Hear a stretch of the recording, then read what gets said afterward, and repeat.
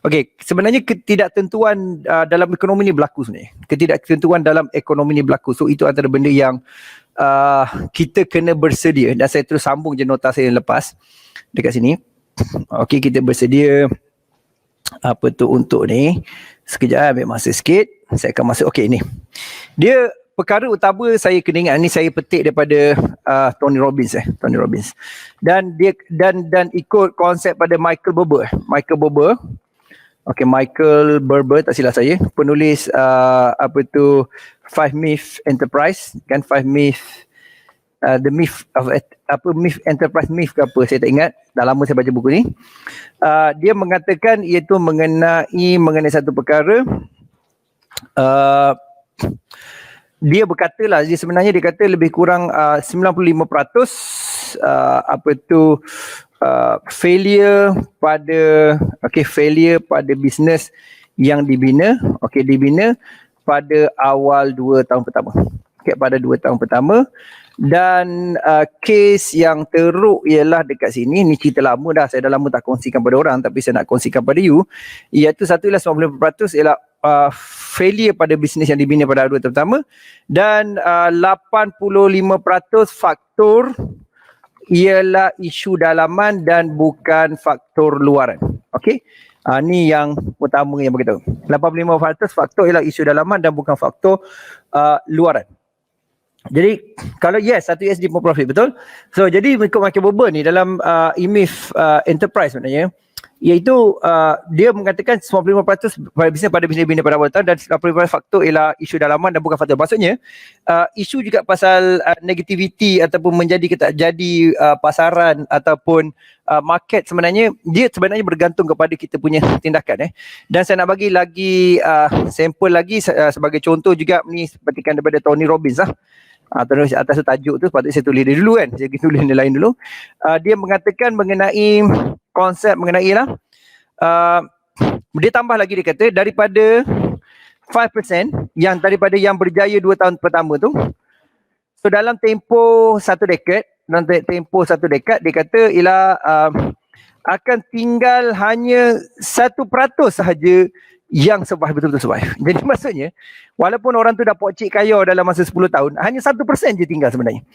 Jadi maksudnya satu perkara yang you kena clear, iaitu ini hakikat lah daripada market uncertainty. So saya nak tulis ini uncertainty punya isu, uncertainty future, uncertainty future. Maksudnya benda yang akan datang ni benda uncertainty sebenarnya. Dan ini antara benda yang ada maksud dia, termasuk juga kalau kita tengok quotes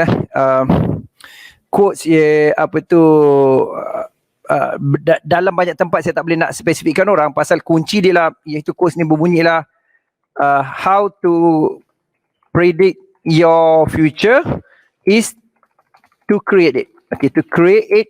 Okay, to create it.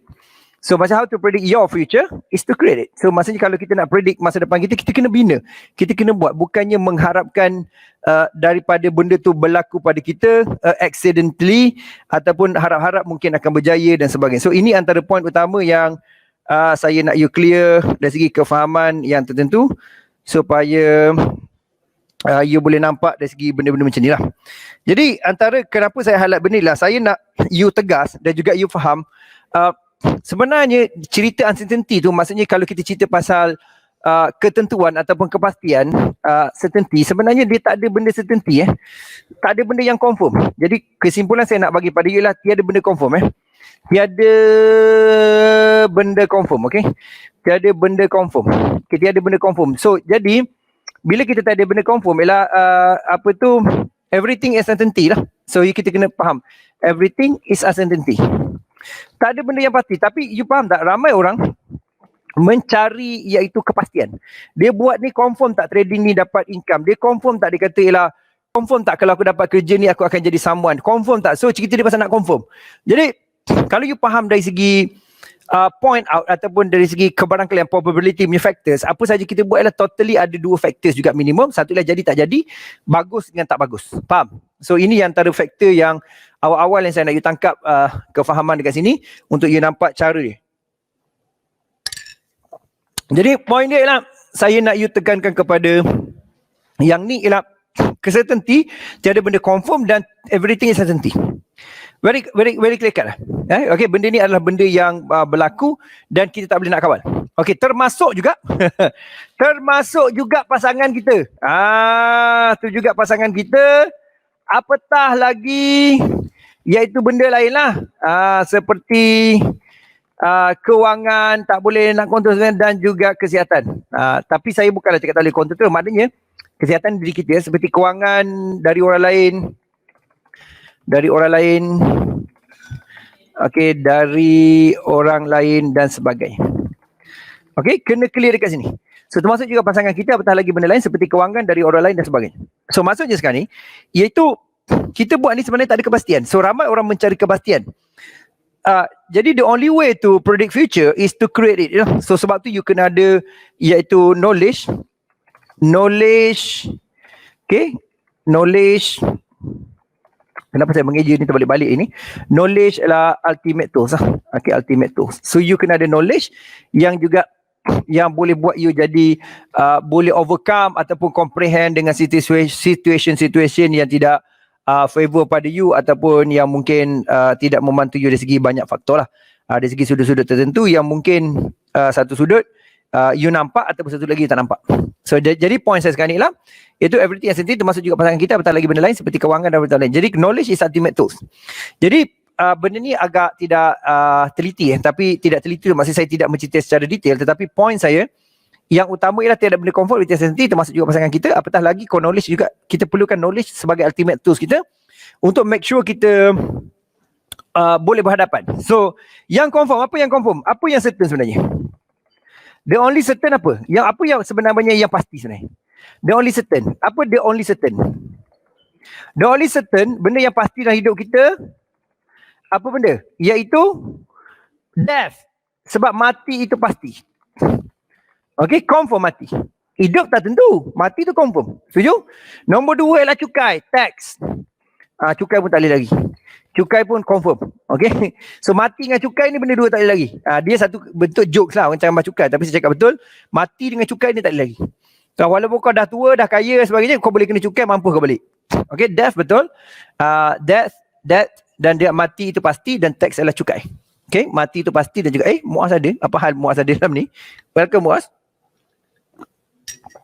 So jadi ini adalah yang utama yang saya nak you nampak. Dan untuk pengetahuan, kita live di YouTube dan Facebook semua. Jadi ini satu perkara yang, dan saya telah upgrade tadi dengan tunjuk ajarwan, kita dah full HD sekarang ni. Kalau you perasan ialah kita full HD, so boleh meng-HD-kan diri pada 1080.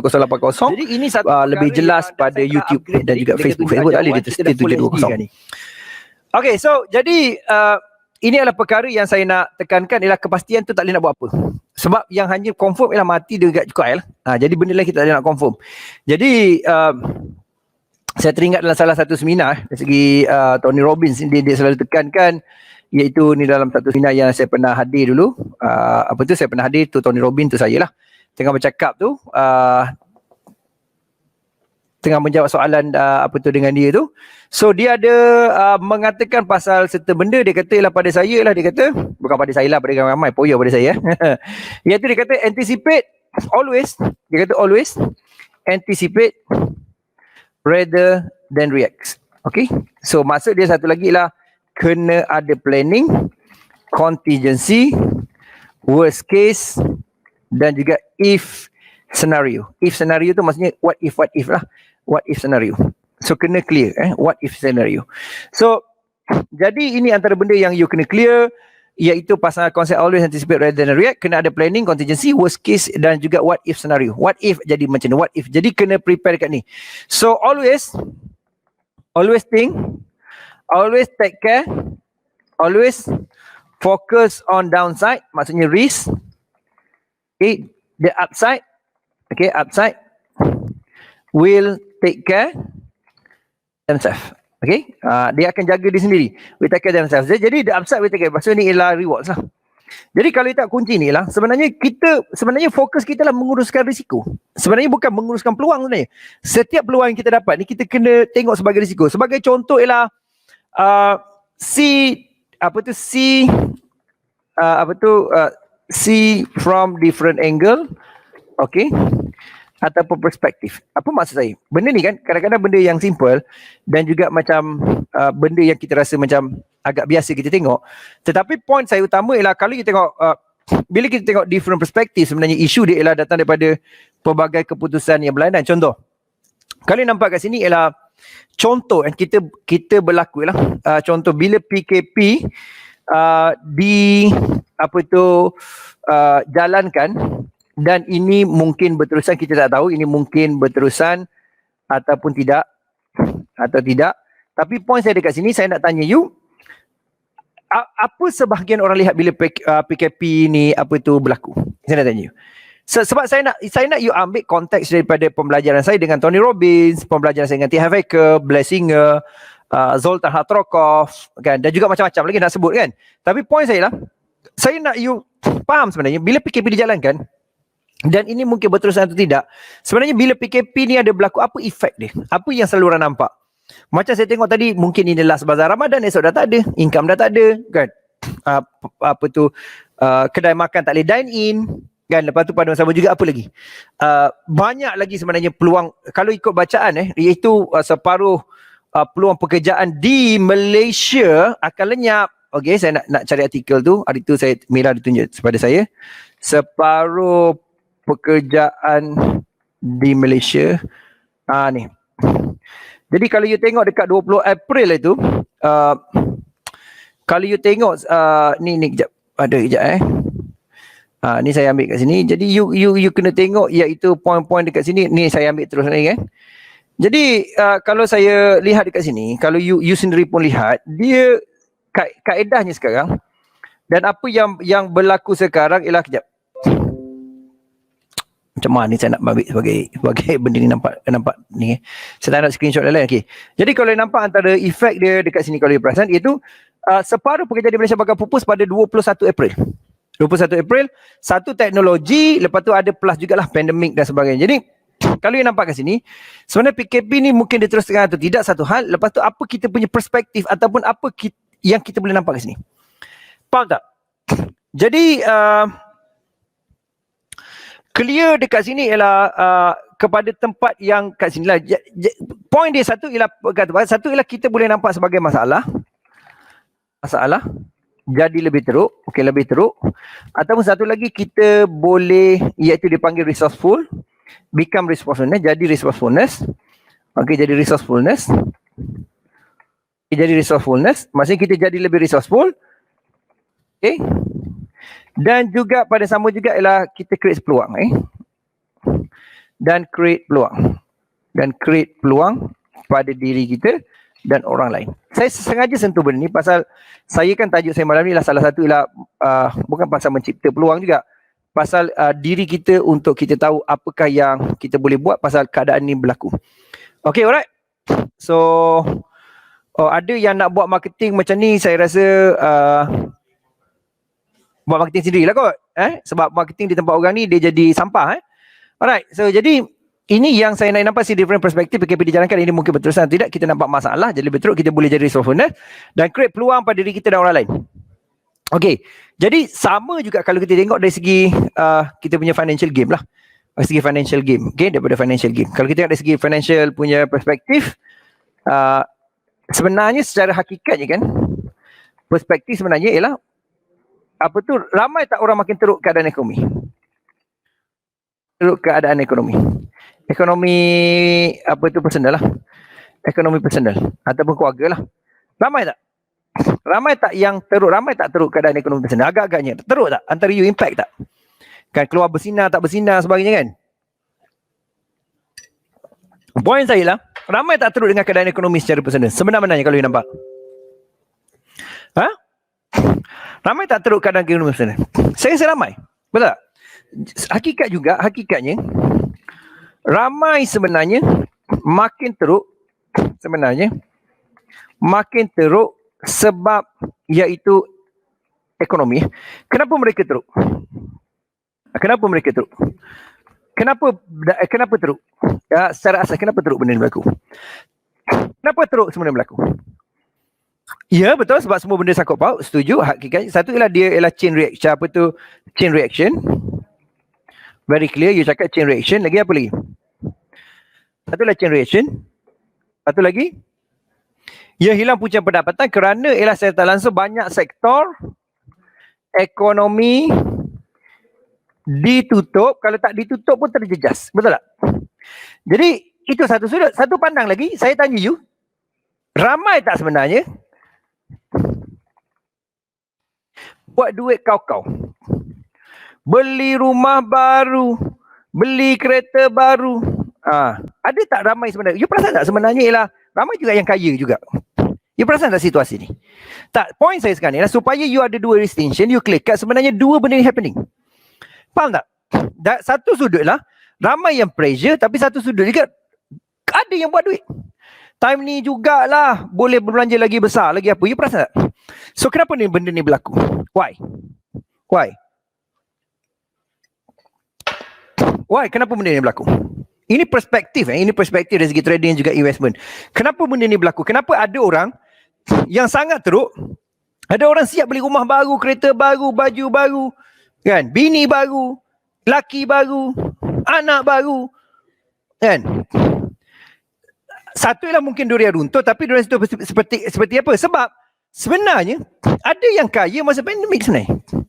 Ada yang kaya sebenarnya masa pandemik. So persoalan saya lah, kenapa situasi ini berlaku? Kenapa situasi ini berlaku? Kenapa situasi ini ada yang kaya, ada yang tak kaya? Kenapa ada? Sebab satu ialah, mungkin saya setuju dengan you, satu ialah opportunity, peluang. Satu ialah peluang. Nampak peluang, tetapi bukan nampak masalah, iaitu PKP. Faham tak? Ada orang yang nampak peluang. Faham tak? Ada orang peluang ialah nampak peluang.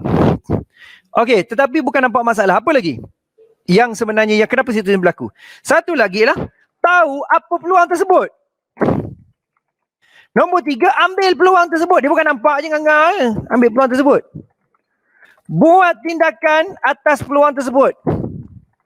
Berusaha betul-betul dan keras.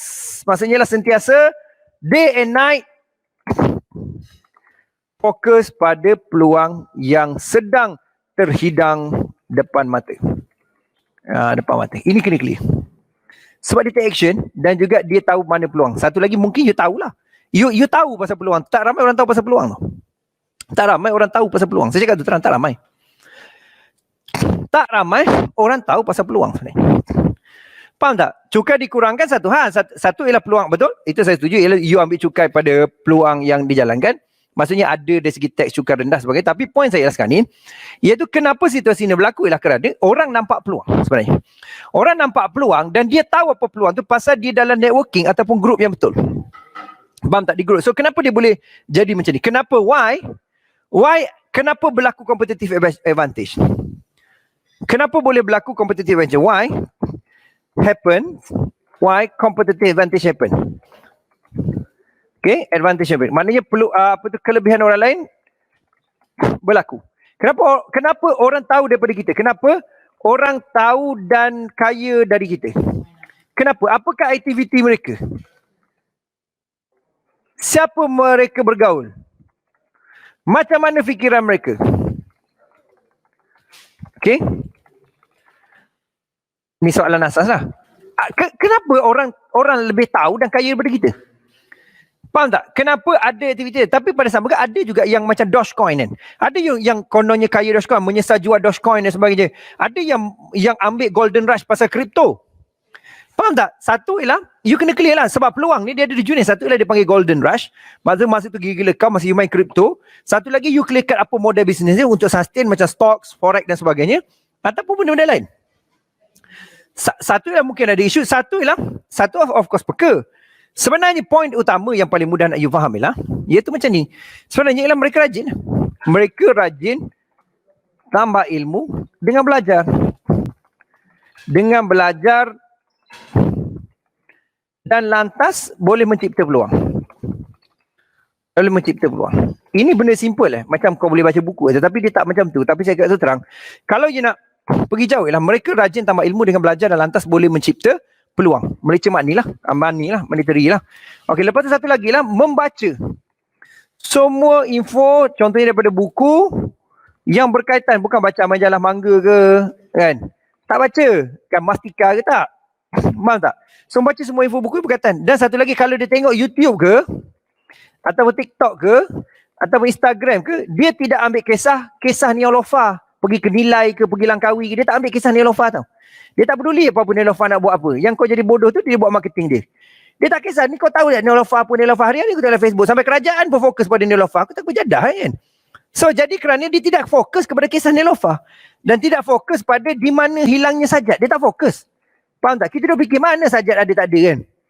Faham tak? Jadi mereka fokus pada apa? Mereka fokus pada apa yang boleh bangunkan diri mereka. Baik dari segi ekonomi, peluang, ruang dan juga tindakan. Faham tak?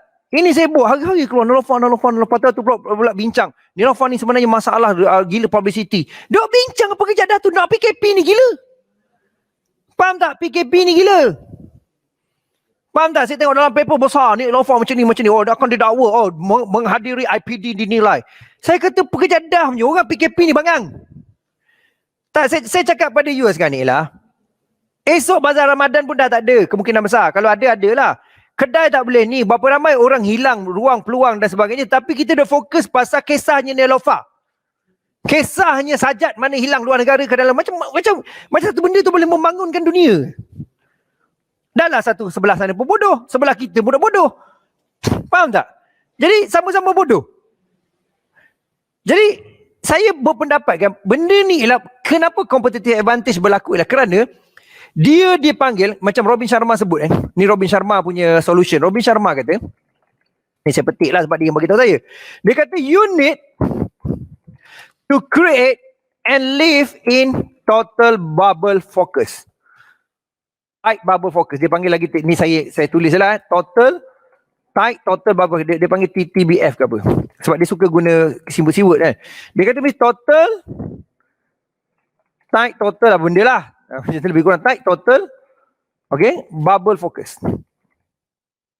Maksudnya, dalam gelembung udara yang sebenarnya you hanya hidup dalam environment you sendiri yang create supaya you boleh dapat cipta bertindak atas peluang. Faham tak? Okay? So, jadi you need to create and live in total tight bubble focus. Kan, tight total bubble focus. Apa benda lah lebih kurang. Aku tak ingat. Tapi roughly betul-betul ayat dia kan. So, you hanya hidup dalam environment you sendiri yang create supaya you boleh dapat cipta bertindak atas peluang.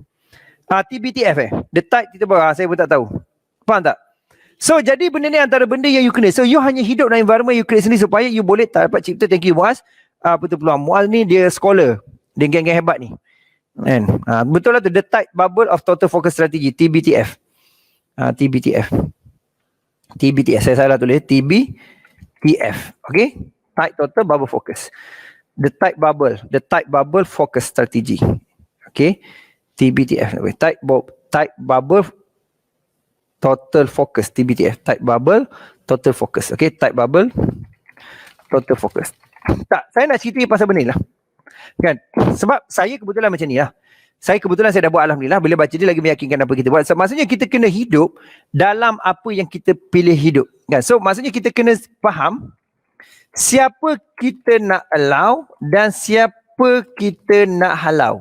Bunyi macam pantun sikit kan. Maksudnya kena pilih lah. Kena pilih bulu. Kalau tidak kita akan jadi bangang. Duk bincang pasal Neolofa. Duk gelak-gelak dalam YouTube. Duk post dalam Facebook. Pasal melawat-lawat. Jangan kita melangkaui. Duk jadi level-level macam tu. Semua orang duk tulis kita tengok. Kan. Akhirnya tidak bernilai. Duk main gitu. Duk main level gitu lah. Seronok-seronok ya. Tapi jadi tak seronok tu pasal tak ada hasil pada you. Ya, cuba sibuk pada sini macam mana kita nak grow lagi lebih baik. Sebab masa ni tak ni tau sebenarnya. Masa ni tidak menyebelahi kita kan. Masa tidak menunggu kita. Oleh itu janganlah leka. Jangan menderhaka pada orang tua. Amalan hidup kita. Mereka yang rajin berusaha. Hidup bahagia dan sempurna. Kan? Ingat pada Tuhan. Hindar kejahatan. keluarga bahagia. Okay? Jadi you need to create bubble total focus. You hanya hidup dalam environment you sendiri yang create supaya you boleh dapat cipta bertindak atas peluang. Faham siapa kita nak allow dan siapa kita nak halau. Faham? Jadi jangan looking forward pada ialah orang terima kita. Ni kena clear. Okay. Jangan looking forward untuk orang terima kita, others approval, atau nak kita belongs pada mana-mana komuniti yang tidak membantu. Tak perlu. Faham tak? Tak perlu. Faham tak? So sekarang ni ialah you kena jangan looking forward untuk orang terima kita, ada approval ataupun nak kita belongs pada mana-mana komuniti yang tidak membantu. So kena clear. Sebab you kena ada create satu ialah clear cut distraction kepada benda negatif. Kalau tidak you tak pergi ke mana bang? Jadi kenapa saya cerita macam ni lah? Kita clear apa benda kita nak buat. So jadi apa yang kita perlu lakukan ialah kena memahami beberapa strategi yang kita kena ada lah. Yang kita kena ada. So antara benda yang kita kena ada ialah clear dari segi macam flow ataupun rangkuman dia. Macam mana kita nak jalankan ataupun bertindak. So jadi tindakan tu antara benda yang kita kena clear lah pada saya lah kan.